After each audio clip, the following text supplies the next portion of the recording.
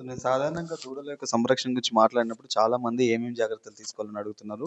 So, వాళ్ళందరి కోసమే స్పెషల్‌గా ఈ వీడియో చేయడం జరిగింది. ఫస్ట్ అండ్ ఫార్‌మోస్ట్ థింగ్ ఏంటంటే నేను చెప్పాను దూడల సంరక్షణ అనేది తల్లి గర్భంలోనే స్టార్ట్ అవుతుంది. అంటే తల్లి 8, 9, 10 3 నెలల టైంలోనే మనం చేయాలి.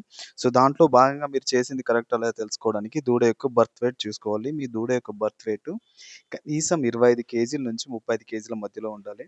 సో, అంతకంటే తక్కువుందంటే మీ దూడ చాలా అండర్ వెయిట్‌తో పుట్టిందనమాట. ఎట్లయితే మనుషుల్లో బాక్స్‌లో ఏసి స్పెషల్ కేర్ తీసుకుంటారో అట్లా తీసుకోవాల్సి ఉంటుంది.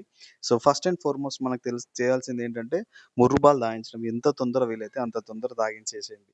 సో, ఎప్పుడైతే ముర్రుపాలు ఎక్కువగా అంటే ఎంత తొందరగా తాగిస్తే అంత ఎక్కువగా అవి అబ్జార్బ్ అయిపోయి పశువు, దూడ అంత హెల్తీగా ఉండేటువంటి అవకాశం ఉంటుంది. రెండోదేంటంటే ప్రతి నెల క్రమం తప్పకుండా డీవార్మింగ్ చేస్తూ ఉండాలి.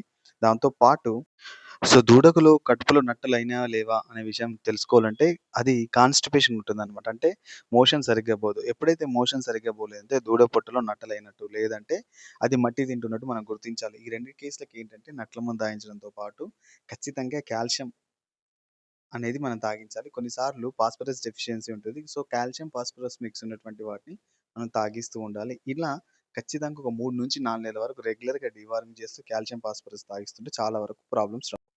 తర్వాత ప్రాబ్లమ్ ఏంటంటే బాహ్య పరాన్నజీవులు అవేనండి పేళ్ళు, గోమార్లనమాట. ఈ ప్రాబ్లమ్ వచ్చినప్పుడు ఖచ్చితంగా ఐవర్‌మెక్టిన్‌తో మనం రెగ్యులర్‌గా ఇంజెక్షన్స్ అయితే వేయించాల్సి ఉంటుందనమాట. ఎప్పుడైతే దూడలో అంతర పరాన్నజీవులు, బాహ్య పరాన్నజీవులు లేవో 90% దూడకి ఎటువంటి ప్రాబ్లమ్ లేనంటమాట. అప్పుడు ఏం చేయాలంటే మనం చేసుకోవాల్సినటువంటి జాగ్రత్తలేంటంటే దాని యొక్క బాడీ వెయిట్ మీద మనం ఫోకస్ చేయాలి. అది తింటున్నటువంటి ఫీడ్ సరిపోతుందా లేదా? లేదంటే ఎక్స్‌ట్రా పాలివ్వడం. దాంతో పాటు అంటే బాడీ వెయిట్ గెయిన్ ఉండాలి. రెగ్యులర్‌గా బాడీ వెయిట్ గెయిన్ ఉండాలి. లేనట్లయితే ఖచ్చితంగా సప్లిమెంట్స్ ఇచ్చి సెట్ చేసుకోవాలి.